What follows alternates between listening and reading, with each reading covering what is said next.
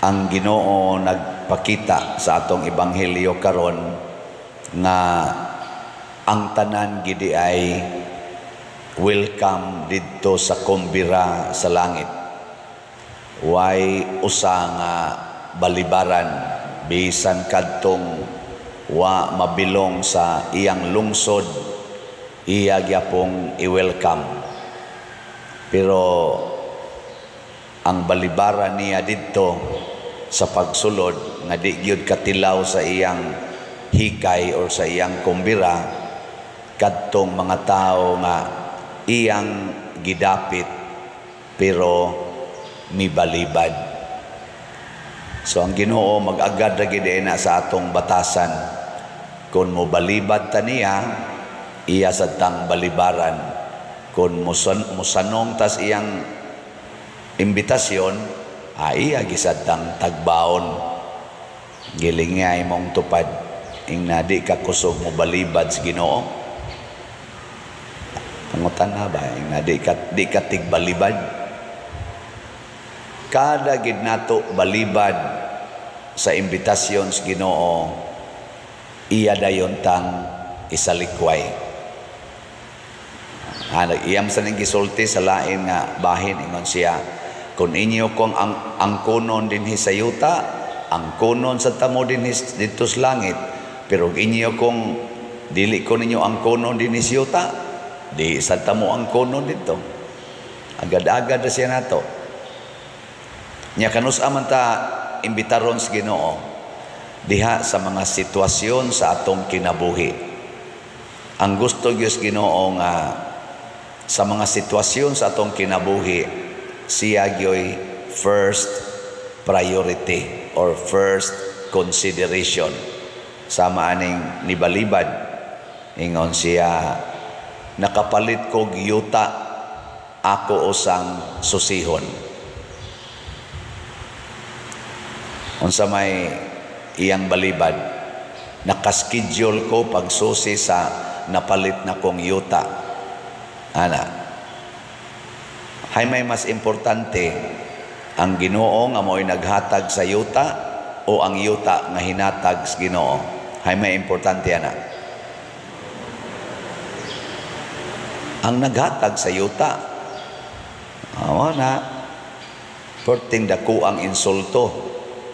Mura bag kaning mga batanon karon ba mangayo og cellphone sa ilang ginikanan o say moabot nga rispari niya inig kahatag na nato sa cellphone kay gamiton lagi kuno sa ilang pag-eskwela, lingaw na kay sila sa cellphone nga di na gani managad sa naghatag sa cellphone.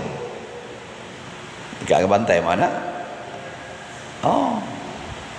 Kanang murag na tuana ka nagtan-aw sige sa gihatag, pero ang naghatag din ani mo hinumduman. Sukong Ginoo ana. Di pay usa dirin balibad ay. Nakapalit kog 5 kaparisang baka. Ako paning sulayan, dili ko makaadto. Kinsa may naghatag sa baka? Ang Ginoo. Nya imong himuong rason ang baka aron dili ka makatambong sa imbitasyon sa Ginoo, na patay ka diha. Ang katapusan ingon siya, bag-o kong gikasal, dili ko makaadto. Okay, maghanimon pa mi. Kinsa may gahatag ng imong bana o imong asawa, kinsa gahimo ana? Biyahe na, biyahe. Basta imbitaro na kas Ginoo, biyahe ng asawa, biyahe ng bana. Ang kuyaw mo ingon sa ko, naarabay ipapick up nga slot, di sa koron magmisa ha. Ang saman, okay ra? Karon ra ba gitong alas 6 ipapick up ang slot, mamalit, dako-dako ra ba to? Di lang sa koron mo misa, o niya lang kung alas 12. Okay, dili. Di, oy, bahala na nagdi na ni mo idayon og palit ang slot. Total ang akong gimisahan diri ang tag-iya maginistanan. Ana, ang kuyaw inig-imbitar ni mos Ginoo, palit nag-slot karon 100 pesos si Tio MM nya 500 SBF dag nya naa jud kay 3,000 diha sa imong bulsa.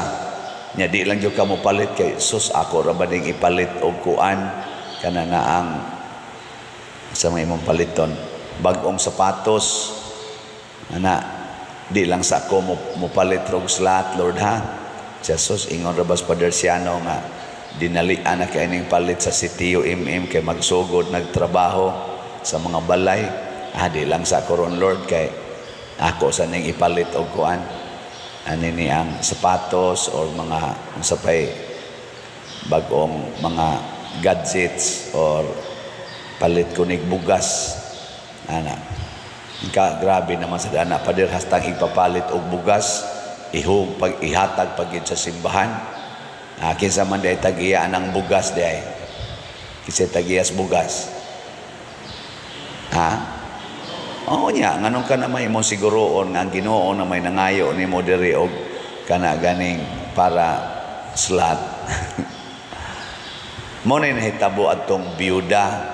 Ang biyuda tungod sa iyang dakong gugma sa simbahan ang iyang igpapalit og pagkaon nga matod pagani sa termino ni Hesus ang iyang gisaligan aron mabuhi siya kay mao na lang gito iyang kwarta katong duha ka dako iya gyung gihatag sa simbahan gi-prioritize niya ang simbahan nga unta ang templo dato naman kaayo ang templos Ginoo pero ang biyuda nga perting pobriha nga nisimba dito sa templo iyang gihog ang iyang tanang kwarta nga iyang gisaligan aron ipalit og pagkaon kay para sa biyuda mas importante ang Ginoo nga niimbitar nako karon nga mo offer ko kaysa akong panglawas kaysa akong kinabuhi. Og nalipay kaayo ang Ginoo ato matud pa ni Hesus sa mata sa Ginoo ang labing dakong gikahalad niini karong misaha or niining offering mao kadtong kabos nga biyuda. Kanindot ana. So, lingiyay mong tupad. Na mamalit na lagi ta. Malitag slot. Muna, sa atong unang pagbasa, gi-encourage ta ni San Pablo. Anong iyang sulat nga to sa taga Pilipos. Mao man ni ang kaning sana may kayong pagka-describe ni San Pablo giunsa ni Hesus paghigugma ang sugo sa iyang amahan. Giunsa niya paghigugma matod pa diri angay batunan ninyo ang hunahuna nga gibatunan ni Kristo Jesus nga mao kini. Tanaw ha, mindset. Unsa may mindset ni Hesus diha niya kanunay ang kinaiya gayod sa Dios. Ngano man kinaiya sa Dios kay Dios man siya didto man gid siya langit gapuyo man siya in eternity Ginoo siya apan wala siya maghuna-huna pagpakigtupong sa Dios pinaagi sa kusog wa siya makig-equal sa Ginoo kay ngano man kabubuton man sa Dios Amahan sa Godhead kabubuton man nga siya ipadala din his kalibutan aron mahimong manluluwas niingon diri kundili sa iyang kaugalingong kabubuton iya kining gibiyaan ang karing mga gipang-imbitar diri kumbiras Ginoo wa mo biya sa ilang kunuhayng naangkon nga dungog or naangkon nga bahandi. Pero si Jesus nga Ginoo gid siya, gibiyaan niya ang iyang pagkaginoo. Maka-imagine mo? Kinsa dinhing asawaha nga anda mo biya siyang bana anytime. Tasa kamon. Ay lang nang way bana. Kamong na ibana ba? Na, bana ra ganina, galisod mong biya. Kinsa dinhing mga banaha nga andam jud mo mobiya sa inyong asawa kung tawgo na mos Ginoo nga mamatay mo karon tasa ka mo di ni isa basig padong na sa siya naglagot sa asawa no Maglisod tagbiya oy. Kana imo ra gan inang pamilya. Magsige pa yun, simba ko pa, simba ko, ay. Pero ang Ginoo, in eternity, kauban na sila, gibiyaan niya. Kanya, unsa may iyang giilis, pagbiya niya sa iyang pagkaginoo. Tanawa ha? Natao siya. O, sana, biyaan niya. O gisulob niya ang kinaiya sa usaka sulugoon. Pastilan, ang Ginoo nga mao'y nagbuhat sa tanan nga sa iya lang ganing pulong way makabalibad, inig-ingon niya sana, let there be light dayon, let there be sea, na adayoy dagat. Ang pulong sa Ginoo nga labihan kagamhanan, may desisyon nga magpakasulugoon. Gilinga imong tupad, ing na sugod karon imo na kong sulugoon. Ing na sugod karon imo na kong sulugoon. Ninduta ka no, ang magginikanan ba moingon sa mga anak, dai dong inyo naming sulugoon. Ingon ding anak, ma palit dito Jollibee. Palit tayo. Sulugoon naman. Ma labi niya ni amo mga bulingon, alam ba na yun ganito? Ma, di lang sa karon mo eskwela, tagay lang kong budget para computer game. Tagay ka. Sulugoon ko ka.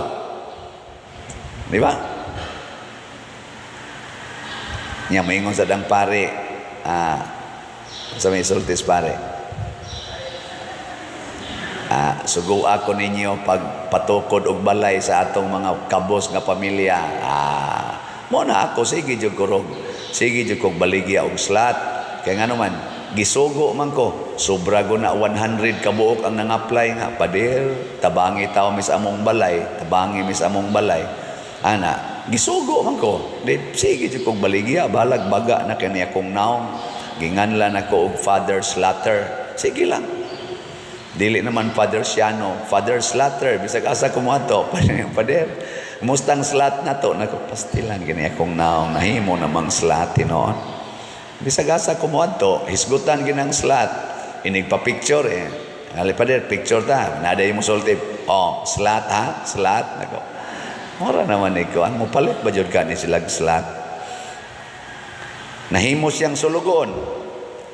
Natao siya sama kanato ug nakita siya ingon nga tao. Ug kanimo ay pinaka-importante. Nagpaubos siya og nagmasinugtanon hangtod sa kamatayon, kisa may iyang gisugot hangtod sa kamatayon ang tao. Gihukman siya sa tao, sa authority sa tao, nga ilansang siya sa cross. Muna ningon, nagmasinugtanon siya hangtod sa kamatayon, ang iyang kamatayon sa cross. Ang hinimo sa Ginoo mao kita, siya'y gahimo nato, pero kita mo'y nihukom niya nga ato siyang ilansang sa cross sa dihang nagpaubos siya. Imbis nga ato siyang sundon, ato siyang alagaran, ato na noong gilansang sa cross. Pero nisugot siya. Mao na, tungod kuno ani, gitagaan siya ngalan nga labaw sa tanang ngalan. Pagsakan niya nga tos langit, ang tanang binuhat sa langit, sa yuta o gilawom sa yuta, muluhod sa iyang atubangan. Og mauna ni ang greatest power of God, ang iyang humility. Gisunod sa din ni Mama Mary, humility, nahimos Mama Mary Queen of Heaven and Earth. Og sundon sa din nato ang pagpaubos, mahimos sa tang mga great persons. Ang ato rong mga leaders na naggubat, mga leaders sa nason. Karong adlawa, murag karon magsugod ang eleksyon ang voting dito sa Amerika. Sige silag dinautay. Puparihara sa ato din siging dinautay, siging sinawayay, magampo ta. Nakon, pinon ako bilib-bilib sa kuaning Amerika, kay inigdaog ang napildi mo concede dayon mo why 24 Why 24 hours eh? Mukonsida yun. Bisag sakit, mudawat. Lahi din is ato. Sa ato. Siging away, inigdaog, di yun mo consid, ingnon yung gitikas. Ingnon yung gitikas. Nya di yun mo consid, di yun mo sunod sa nidaog. Supakon yun ang tanang gibuhat or desisyon sa midaog. Ingon ana tagbatasan, wa gyoy pagpaubos ba? Magpaubos ta. O kung nahitabo man nga ang nidaog mulansang nato sa cross, ato lang nandawaton. Kay sagdi lang inighuman nila glansang nato, kita man sad mo'y mahimong labing dako sa tanan. Muluhod ra na sa atong tiilan. Muluhod kanang nagpaubos, matod pa ni Hesus ipataas. Matod pa ni mahal nga Birhen Maria sa iyang Magnificat, gipukan niya ang mga gamhanan gikan sa ilang trono o gituboy niya ang mga mapaubsanon. Tanawa din sa atong nasod, bisan sa kalibutan nga sit up, bisan sa inyong mga silingan, kinsa gyud sagad mahimong sikat o tahuron sa mga tao ang nagsigig pataas kana mga pagarbohon o kining mga mapaubsanon. Kanang tahuron gyud mga tao ba nga bisag namatay na handomon gyapon ang mga gara-garaon kana mga kuan kayo, domineering kayo o kining mga humble unya maalagaron. Kinsa man? Kinsa ang maalagaron, ang mapaubsanon o mapahitason? Ang mapaubsanon mao gid nay tahuron sa mga tao, mao gid nay handomon sa mga tao. Sige, moagi na sila kalisod, kasakit o kamatayon, pero at the end sila gid na mo'y sikat kaayo, sila gid na mo'y sigihan og handom og sigihan og sunod. Pero kaning mga buangon mura ra nagbuwak nga mosidla kadiyot malaos dayon. Mura ra na silag aso nga mo cloud nimo pero mahanaw ra sa dayon. Pero ang mga mapaubsanon sama ni San Vicente Ferrer, sama sa mahal nga Birhen, sama sa mga santos, nangamatay na lang, pila na lang ka generations ang milabay, sila lang yapon maoy atong handomon, atong tahuron og pasidunggan din sa kalibutan. Muna sa dili pa ta mga matay, matod pa diri sa atong tubag sa Salmo, daygon ko ikaw Ginoo diha sa pundok sa imong lungsod. Unsaon nato pagdaig ang Ginoo? Sundo nato ang iyang pagkamapaubsanon, ang iyang pagkamanggihatagon, labaw sa tanan, ang iyang pagantos o pagpakamatay para natong tanan. Atong iyampo, nakita unta dinhing nagsimba karon taga San Vicente Ferrer Parish, Liloan, andam nagyong magpakamatay para sa atong silingan. Andam na mo, dili? Kusga. Okay, klaro. Sige, manindog na ta.